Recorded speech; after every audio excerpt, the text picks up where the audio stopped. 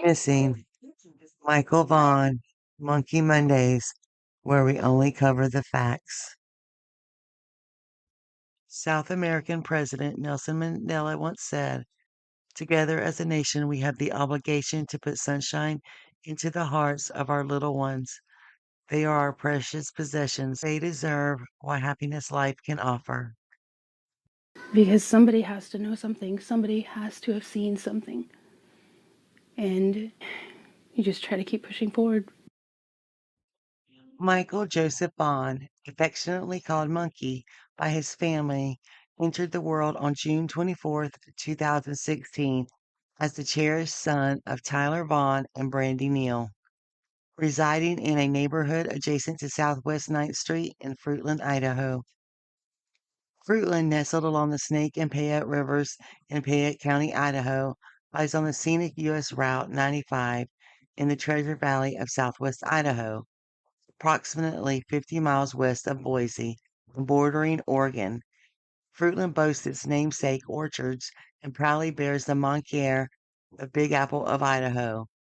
As per the 2010 census, the city's population surpassed 4,500 residents. On a warm day on July 27th, 2021, Brandy missed a stretch of consecutive workdays, anticipated a few upcoming days off for much needed relaxation and quality time with her children.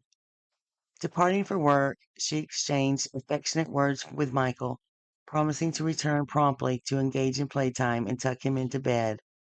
Little did she know, events would unfold differently. Michael, renowned for his boundless energy and familiar nickname of Monkey, was under the care of his father, Tyler, who diligently looked after all the children. Michael, immersed in his Nintendo Switch adventures, reveled in the day's activities. Around 4 p.m., during Brandy's routine check-in, everything appeared normal. However, a few hours later, a simple task would spiral into a frantic search. As Tyler tended to Michael's baby sister, whose nickname is Buggy, and ordered a pizza for the family, he suddenly realized Michael was nowhere to be found. Despite occasional wonderings, the disappearance felt differently. Hastily scouring the vicinity, Tyler's efforts to locate Michael came up empty. Panic ensued as Brandy, upon receiving the distressing call, rushed home from work, meeting police officers near their residence, already engaged in search operations. Witness accounts trickled in narrating sightings of Michael within the neighborhood between 6 and 7 p.m., seemingly at ease but ultimately disappearing. Community solidarity surfaced as locals mobilized to calm every conceivable hiding spot, from trash cans to park restrooms, in a desperate bid to locate the missing child. Despite exhaustive efforts, including collaborations between various law enforcement agencies and extensive search operations spanning residential properties, fields, bodies of water, Michael remained elusive. CCTV footage, tips, aerial reconnaissance, and specialized resources failed to yield any breakthroughs. In the ensuing months, the relentless pursuit for Michael continued, with his family tirelessly advocating and the community rallying behind him. Heartfelt prayers, poster campaigns, and awareness drives underscored the collective determination to bring Michael home safely. Brandy and Tyler worked tirelessly to keep Michael's name and face on everyone's mind. How many times can the human heart break?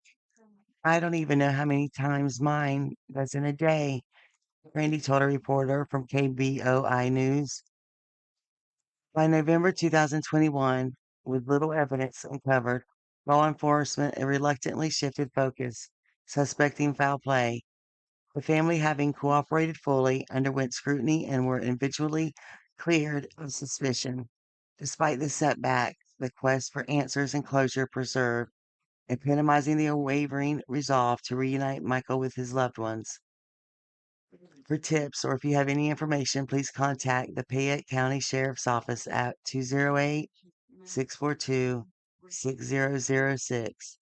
Anonymous tips can be sent through Crime Stoppers at 208 343 2677, or call the National Children for Missing and Exploited Children at 1-800-843-5678, or call 911. Many questioned why an Amber Alert was not issued for Michael Vaughan when he was reported missing. The absence of an Amber Alert following Michael Vaughan's disappearance sparked inquiry and raised concerns. Amber Alerts serve as powerful tools, instantly broadcasting notifications to cell phones within a specified area, thus amplifying the chances of generating leads. However, law enforcement exercises discretion in their issuance to prevent desensitization caused by the frequent use, which could render them less effective amidst the digital way of modern life. Consequently, stringent criteria govern the activation of Amber Alerts. These include confirmed abductions, occurrence within 12 hours of the initial report, the child being under 17 years of age, suspicion of immediate life-threatening danger, and the availability of substantial information regarding the disappearance to warrant public alert. Additionally, the missing child must be entered into the National Crime Information Center. In cases where these criteria aren't fully met, law enforcement may opt for an endangered missing person alert, which employs similar dissemination methods such as email, text messages, social media, and platforms like Code Red. At 9:40 on the evening of Michael Vaughan's disappearance, investigators had extended the notification effort nationwide. Fayette County law enforcement subsequently issued an endangered missing person alert for the 5-year-old who remained missing as the community rallied in the search effort. Viewers appealed for assistance via KTVB TV, urging the dissemination of as much information as possible. The sheriff's office emphasized that the endangered missing person alert utilized for Michael encompassed nearly all tools available in an Amber Alert, ensuring widespread dissemination via various communication channels. Fayette County's proactive measures included the deployment of Code Red notifications, initially targeting residents in the Hidden Meadow subdivision in Fruitland at 8:18 p.m. on Tuesday. This was later expanded to cover the entire county by 9:40 p.m. Such actions underscore the urgency of the situation, particularly when factors like the age of the missing person and the imminent risk of harm or death are present. While there are no rigid criteria regarding the timing of an endangered missing person alert issuance, the Idaho State Police stress that critically of prompt action in cases like Michael's, where time is of the essence in ensuing the safety and swift recovery of the missing individual. March 22nd, 2022. Bill inspired by missing Fruitland boy headed to governor's desk. Good evening. Thanks for joining us for the news at 10. Michael Vaughan's disappearance could lead to better alerts for other missing Idahoans. The Fruitland boy was last seen 8 months ago. On its way to the governor's desk, a proposed bill creates an endangered missing person alert to notify people in Idaho and nearby states about a missing person. An Amber Alert never went out for Michael Vaughan, a move that drew lots of questions and criticism from a whole lot of community members. Tristan Lewis, who has been following this case since July, brings us a look at this bill. And Tristan, almost immediately after the search began, and even up until last week, people were saying, why was there not an Amber Alert given in this case? Yeah, so I actually spoke with Idaho State Police last July, just right around when Michael disappeared, and they told me point blank, the Amber Alert never went out just because they didn't have enough proof to show that he was abducted, per se. So, like I said, law enforcement did not know if he had been abducted. Officials were able to issue a code red, but it doesn't include all the tools and possible reach an Amber Alert has that they do have. This proposed legislation would create a centralized communication system and work with nearby states to help find missing people. Nearly 8 months after 5-year-old Michael Vaughan disappeared from his home in Fruitland, his parents, Brandineal and Tyler Vaughan, still question why an Amber Alert was never issued. It could have brought more awareness. It would have alerted the state of Idaho. Gotten his face out to everyone faster. Back in July, Idaho State Police said Michael did not fit the criteria to be issued an Amber Alert, even with his parents saying Fruitland police were pushing to get one. Law enforcement, especially doing an investigation and have been thoroughly searching, should have that to their discretion. Now, a bill heading to the governor's desk hopes to create the Endangered Missing Person Alert, which would notify people in Idaho and surrounding states of similar situations to Michael. I was shocked to find out that the Amber Alert system is specifically restricted to children who there is a known abduction and there is a vehicle description. Senator Abby Lee of Fruitland, the co-sponsor of the bill, says Michael's disappearance shook the entire community. She says an alert like this could have helped Michael's case. We are one of the only states in the Northwest that doesn't have a statewide system. So that means that in Michael's case, we couldn't talk immediately to Oregon. We couldn't share information across borders. And so this now coordinates with all of our neighboring states too, which is so important. For Neil and Vaughan, hearing the news of this bill gets them emotional. I was in tears because it gives hope. And hope is something their family has not lost as they continue to seek answers to where Michael could be. Someone knows something. He's out there somewhere. If you know where Michael is, please know that Michael is loved and missed beyond everything. I also spoke to the agencies involved searching this case. Fruitland Police Chief J.D. Huff says the department is continuing to investigate Michael's disappearance, but he says new leads have slowed down in recent weeks. They also have an FBI agent that has been working out of the Fruitland office over the last few months. And the FBI tells me they have a special agent dedicated to working with Fruitland PD to help find Michael. And Morgan and Brian, both Chief Huff and the FBI, tell me Michael's parents are fully cooperative throughout this whole entire investigation. Tristan, you mentioned earlier you've done a story before on why an Amber Alert wasn't issued right away. She talked about how they need to have a lot of information right up front in order to send that out. Exactly. You got to have the information to believe if a child was abducted. A lot of other details too, just vehicle description as well. So many details like that. But something like this is going to get consolidated, and hopefully we can work with partnering agencies, partnering state agencies, just to get more information out there. All right, it's progress. Tristan Lewis, thank you. Bittersweet. Governor Little signs law inspired by missing Fruitland boy, April 27th, 2022. Michael's disappearance and the grief his family was facing was noticed by Governor Brad Little of Idaho. And on April 27th, 2022, he signed monkeyslaw into effect. The law established a new endangered missing person alert that runs parallel to an Amber Alert. This type of alert will help catch those cases that don't meet the strict criteria of a full Amber Alert, like Michael's case didn't. Monkeyslaw created the Endangered Missing Persons Alert, EMPA system, a statewide alert mechanism that can be activated when a person is reported missing and is believed to be in danger, regardless of whether there is evidence of abduction or foul play.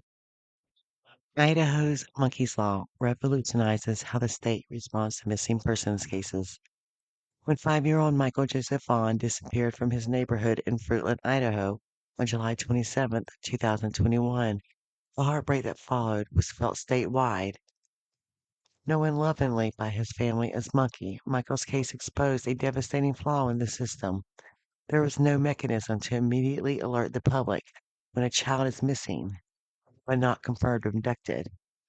That changed in 2022 with the passage of Senate Bill 1378, now known as Monkey's Law. What is Monkey's Law? Monkey's Law established the Endangered Missing Persons Alert, EMPA, a state-run alert system that allows police to quickly notify the public when someone is missing and believed to be in danger. The EMPA can be activated without requiring evidence of abduction or waiting for an investigation to develop. Instead, it's designed for what truly matters in a crisis: speed, urgency, and prevention. Key features of the law: immediate activation. Law enforcement can issue an EMPA as soon as a person is reported missing and believed to be endangered. No need to wait 24 hours or for signs of foul play. Applies to more than just children. Monkey's Law is named in honor of a child. The alert system can also apply to vulnerable adults, including individuals with cognitive disabilities or health risks. Widespread notification, EMPA alerts can appear on TV and radio broadcast, highway signs, digital billboards, social media, and local news feeds. Before monkeyslaw, Idaho followed a model common in many states. Unless there was a verified evidence of an abduction, public alerts like the Amber Alert were not triggered. This left a dangerous gap, one that potentially cost families precious time when they needed it the most.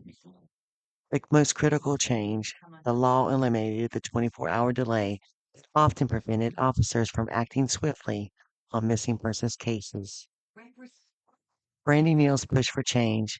Behind the law is a grieving mother turned advocate.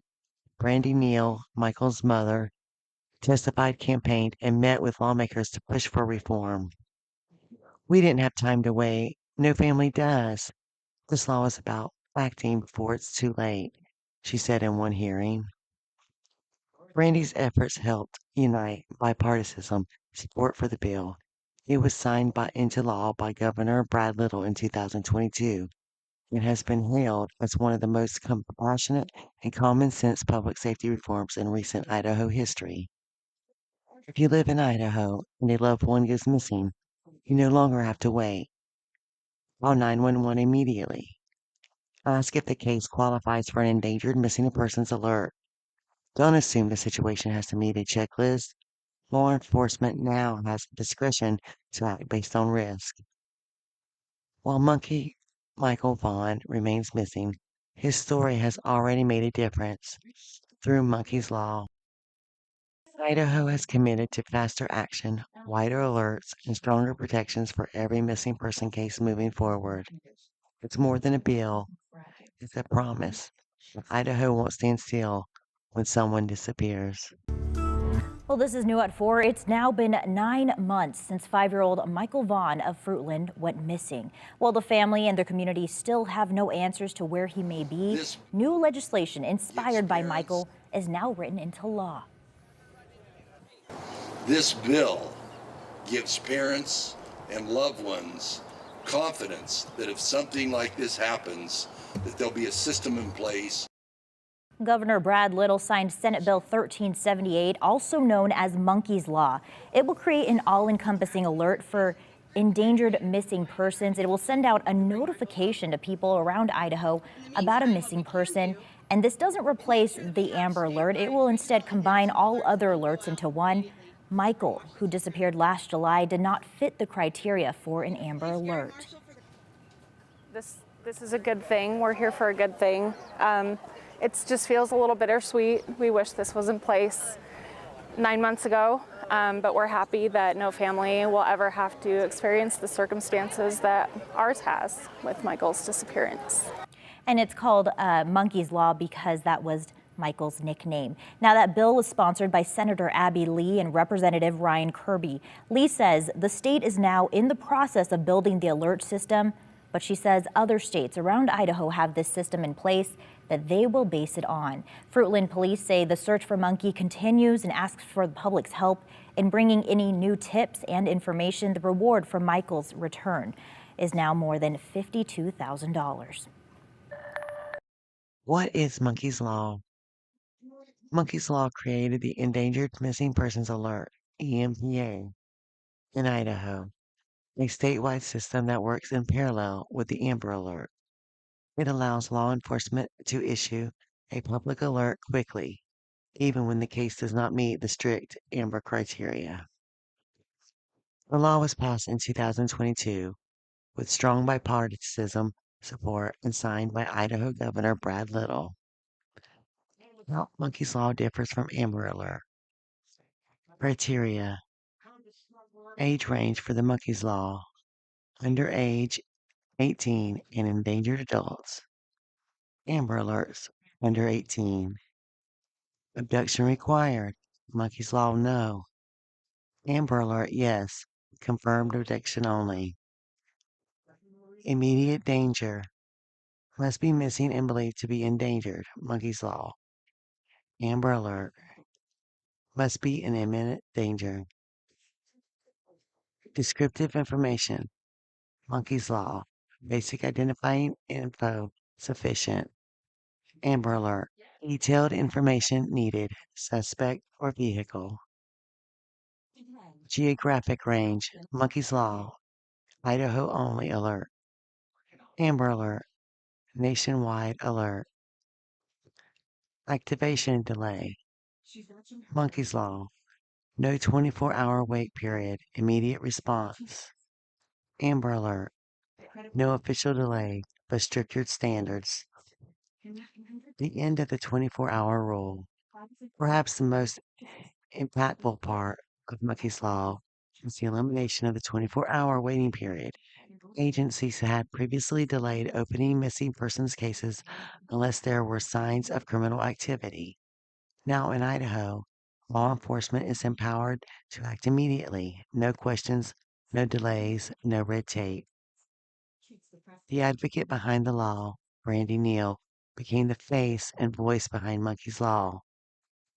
Through public testimony, interviews, and quiet perseverance, she transformed her personal tragedy into legislative action. I didn't want another child's life to hang in the balance because the system said, "We need to wait." Brandy testified, "We can't wait." Thanks to her tireless advocacy, Monkey's name now stands for something powerful: faster action, broader protection, and hope. Working together, not against. monkeyslaw doesn't replace the Amber Alert. It fills the gap between inaction and certainty. Together, these systems ensure more children and endangered people are eligible for alerts. Investigations start immediately, not after a 24-hour delay. The public is informed faster when it still matters.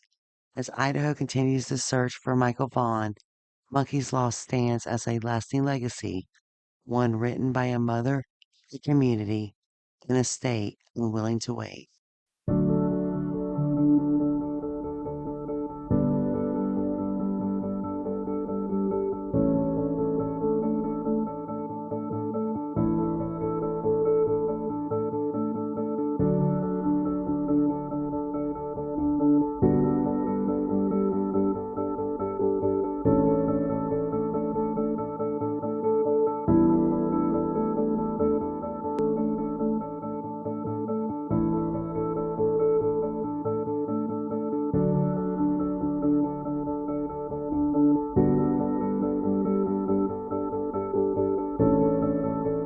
The search for Michael will not stop until he's found, and the search remains very active.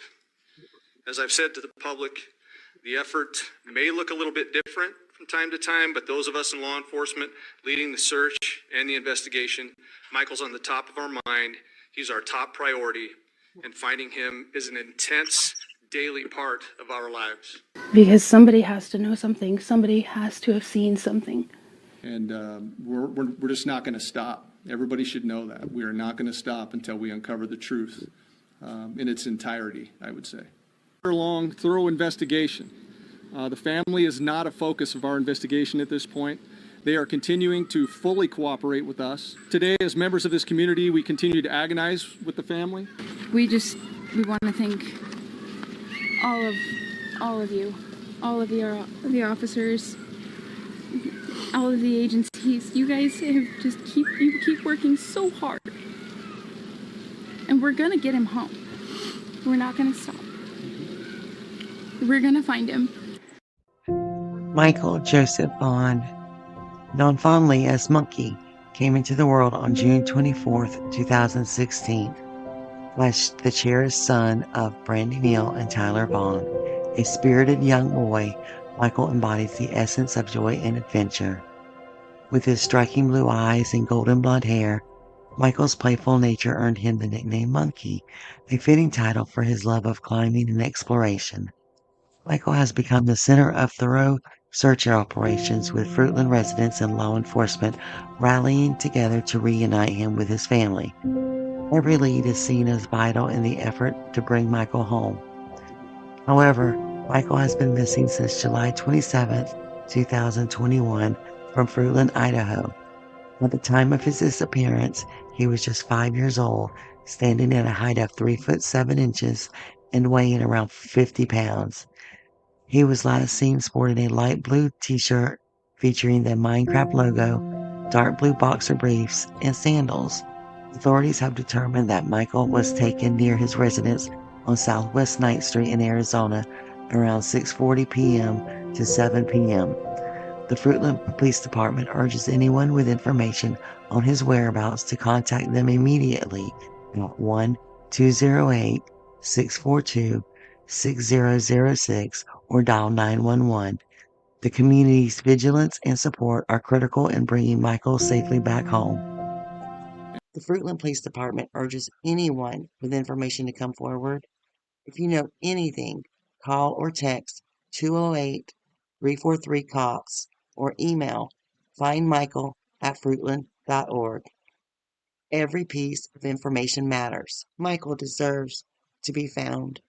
And we're just not going to stop. Everybody should know that. We're not going to stop until we uncover the truth in its entirety, I would say. Remember the reason we are here. Michael Vaughan. You can't take one of our most precious citizens from us and ever expect us to stop. Where is Michael? He's coming home.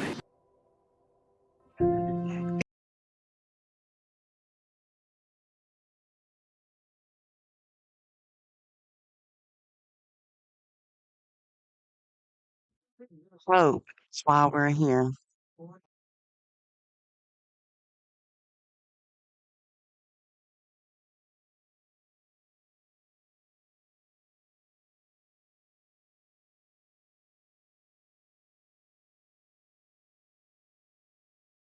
Byron Horman, missing from Skylight Elementary School, Portland, Oregon, June 4th, 2010. Kyron's a quiet kid. You almost don't think he's there. And then you'll hear him say some really intelligent comment. And you just turn and look at him and what are you talking about? And he picks up everything. He's just a sponge. The glasses that he wore and the expressions on his face. He just has this great laugh that, you know, you hear it and it just fills your soul. Kyron Richard Horman entered the world on September 9th, 2002 in Portland, Oregon, born to parents Kane and Desiree. Despite their divorce before Kyron's birth, he spent his initial years under his mother's care. Desiree's health challenges led to Kyron relocating to live with his father, Kane, a busy engineer for Intel. To support Kane in caring for Kyron, Desiree enlisted her long-term friend Terry, who later became Kane's partner. Terry, already familiar with Kane, had a history with him, including an affair during his marriage to Desiree. However, upon moving in, Terry and Kane rekindled their romance, culminating in marriage in 2007. Adding to their family, Terry and Kane welcomed their daughter, Era, while Terry brought her son James from a previous marriage into the fold. Kyron, a spirited 7-year-old, harbored aspirations of becoming a police officer like his stepfather, Tony Young. Excelling academically, particularly in math, Kyron also displayed a natural flair for sign language.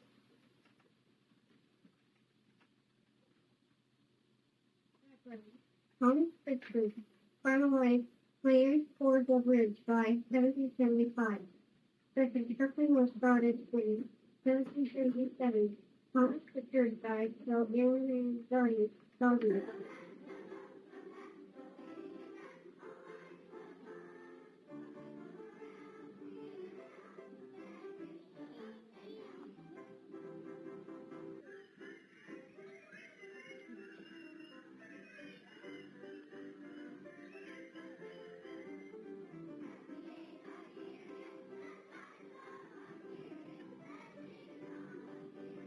However, concerns arose regarding Kyron's memory lapses in the weeks preceding his disappearance.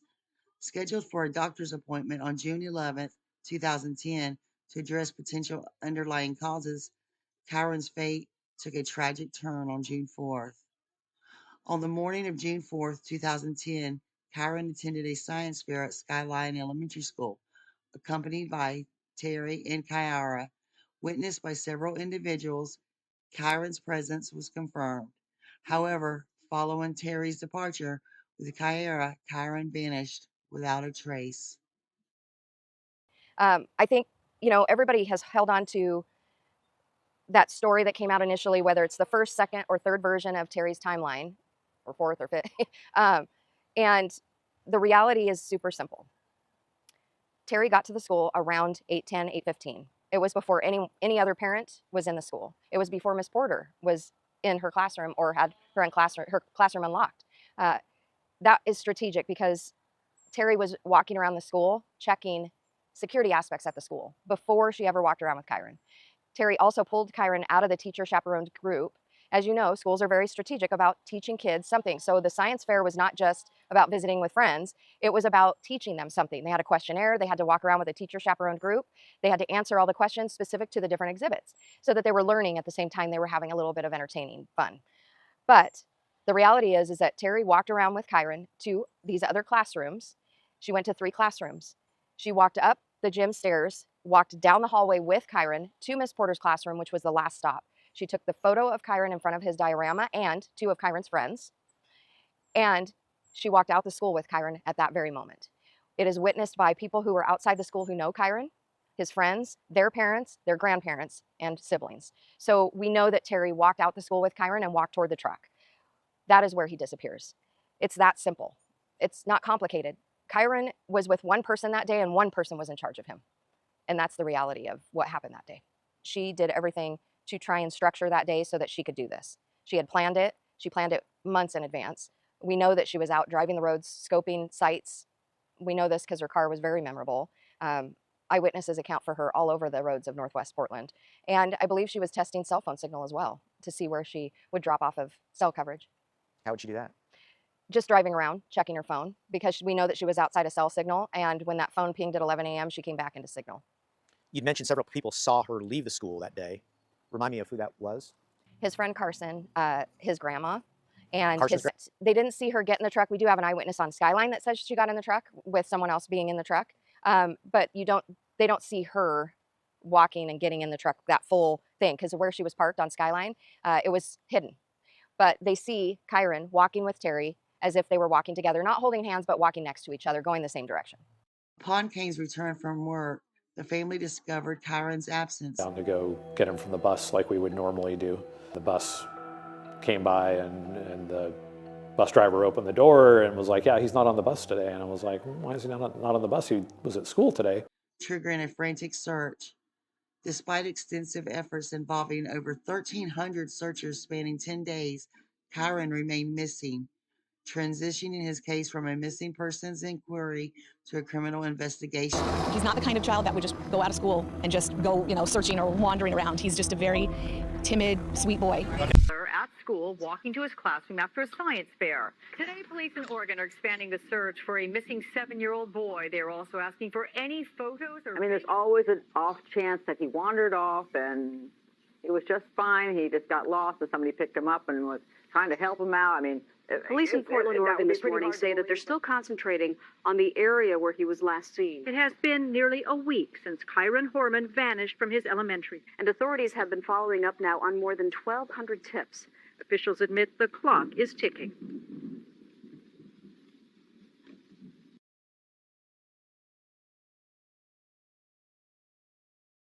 As so far, each day has ended with little to report. It's always frustrating, when we're not finding anything, especially when we have such high hopes. Investigators suspended the search and rescue. It's become clear Kyron is not simply lost. Would he just go on a hike at the end of the year? That doesn't seem like something he would do. Detectives announced this has become a criminal investigation. And the focus? Where is she and why is she not speaking? We wanted to speak out as the natural parents for Kyron. Behind the scenes, we'd later learn suspicions were mounting. His family had come apart. Terry was on a whole nother playing field than we were. It was 3 against 1, and she was not looking out for Kyron. She was not interested in helping in any way. Suspicion soon centered on Terry, fueled by failed polygraph tests, revelations of animosity toward Kyron. Everyone knows the fact that she's taken her two polygraphs. She has not passed those two polygraphs. Eyewitness accounts and discrepancies in Terry's timeline further heightened scrutiny. Despite these allegations, tangible evidence linking Terry to Kyron's disappearance remained elusive. As Kyron's family clings to hope, law enforcement agencies continue their investigative endeavors. However, Kyron's whereabouts remain unknown, leaving his loved ones grappling with uncertainty and yearning for closure. Kyron's parents, Kane Horman and Desiree Young, were central figures in the investigation that followed their son's disappearance. As the inquiry unfolded, suspicion veered toward Terry Horman, Kyron's stepmother. She was the only adult among the quartet of Kyron's parents and step-parents to fail 2 polygraph exams. Revelations from Terry's email suggested a strained relationship with Kyron, implicating him in her marital discord. Furthermore, her comment to Desiree, "I loved your son," mere days after Kyron's disappearance, raised eyebrows due to its past tense, contrasting with the family's hopeful outlook. Desiree firmly believed in Terry's guilt, a sentiment echoed by Kane. He cited Terry's postpartum depression, personality disorder, and alcohol issues as contributing factors. Their marriage eventually dissolved, and Kane seeking a restraining order against Terry.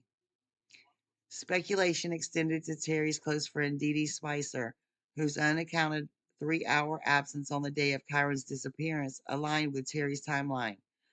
Though Dee Dee denied involvement, suspicions lingered, especially given her reluctance to disclose her whereabouts. In 2020, revelations surfaced from multiple witnesses who reportedly saw Kyron leaving the school with Terry on the morning of June 4th.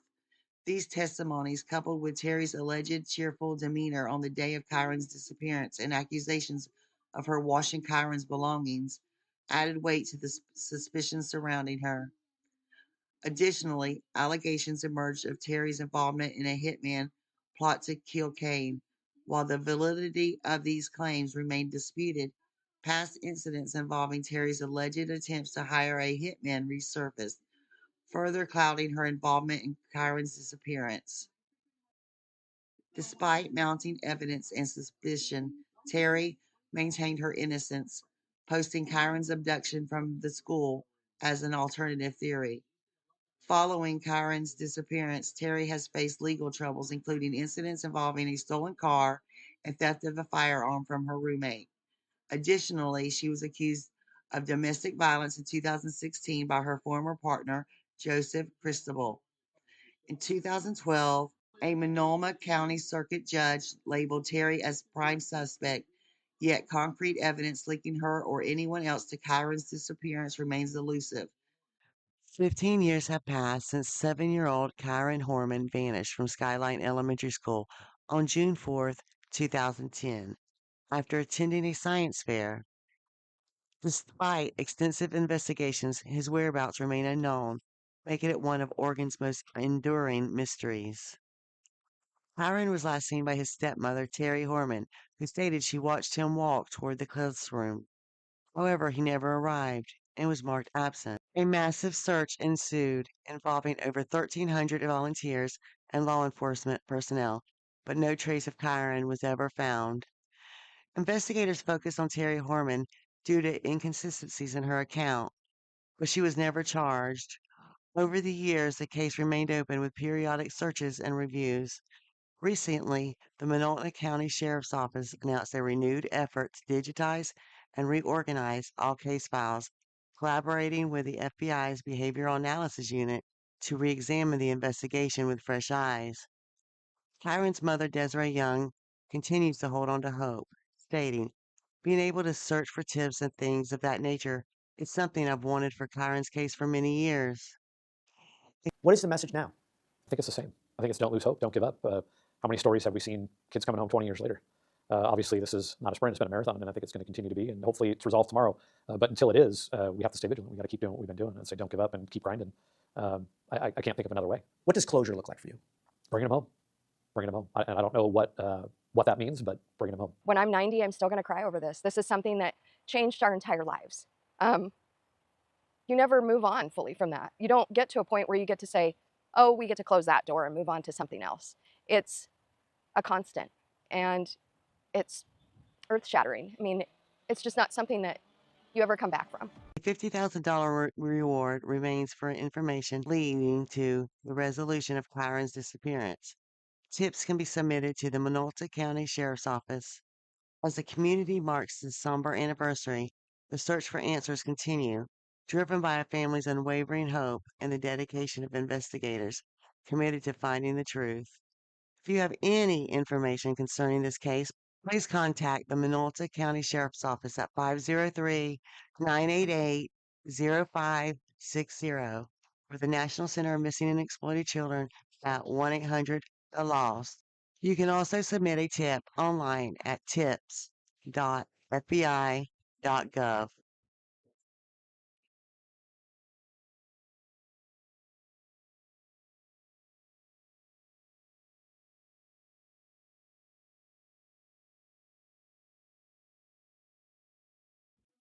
Hope, that's why we're here.